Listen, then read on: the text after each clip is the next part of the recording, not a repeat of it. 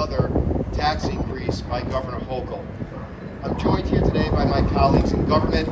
We have our Nassau County Controller, Rebecca Phillips, to my right, our town clerk, Kate Murray, Legislator Rose Walker, Councilman Dennis Dunn, and we're also joined by Tom Valenti, the owner of Piccolo's in Belmore, just down the road. So today, we are 1 month overdue on the New York State budget. And there have been some disturbing details released after a closed-door discussions between the governor and Senate and Assembly leaders. In an effort to fund the MTA's 5-year capital plan, Governor Hochul and Democrat legislators are proposing yet another MTA payroll tax hike. This tax hike, which is levied on New York businesses and working class families, began in 2009. And it's long been touted as a measure that will rescue the MTA from financial oblivion.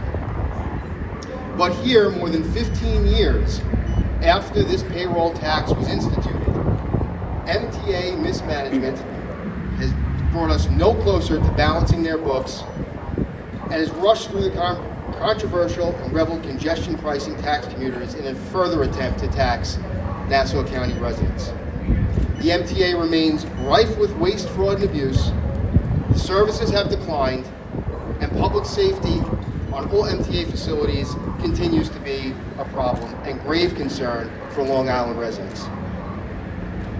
In fact, it's become a tradition to see the MTA announce each year that they are $1 billion over budget in overtime. It's almost predictable as a late New York State budget. Despite these issues, the MTA has faced no significant reforms. They refuse to call for an audit, and they've essentially been gifted money into a broken system repeatedly. Enough is enough. Increasing the payroll tax is just yet another slap in the face to working Long Island families and businesses. All we do is receive subpar MTA service, and yet we're constantly called upon to be the piggy bank for MTA and New York City, and we're tired of it.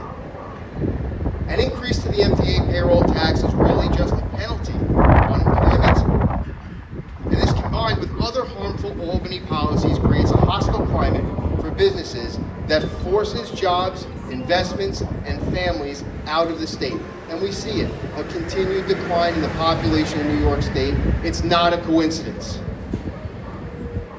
The proposed tax hike sends a dangerous message to the job creators who keep our economy thriving. Increasing the MTA payroll tax will create a ripple effect that will have negative impacts to businesses across the state.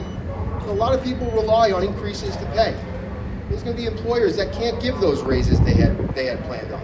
There are going to be employers who can't hire in the numbers that they hope to hire for because of this increased tax levied by the governor. The worst part of all this is that the proposal does absolutely nothing to address the root problem. And that's that the MTA has a utter lack of fiscal responsibility for its systemic culture of waste, and it's gone unchecked for years. The bottom line is, no matter how much money the governor wants to grab from Long Island, the MTA continues to hemorrhage, and Long Islanders are once again being told to foot the bill for this ineptitude. How long are we going to let this broken cycle continue? It stops now. Before asking hardworking New Yorkers and businesses for another dime, Governor Hochul should demand an independent audit of the MTA. Without change, this tax hike is nothing more than a bailout for a failing agency that is accountable to no one with no incentive to change. Join me and my colleagues in government and call on the state legislature and the governor to reject this insulting payroll tax, which will stifle business growth and serve to perpetuate the inefficiencies and waste in the hapless MTA, which incidentally, most Nassau County residents are too scared to even get on. Enough is enough. Joining me today is Tom Valenti, the owner of Piccolo's in Belmore, just down the road, and he's going to come up and say a few words. Tom? congestion pricing, annual fees, electric trains, the responsibilities and burdens placed upon businesses and the people of Long Island, it's just too much. I've come here today to respectfully ask the people in power to figure out a better way to fund this project. Because currently, the people that they're asking to fund these projects daily, to drive the bus on these projects, they're running on fumes. Thank you.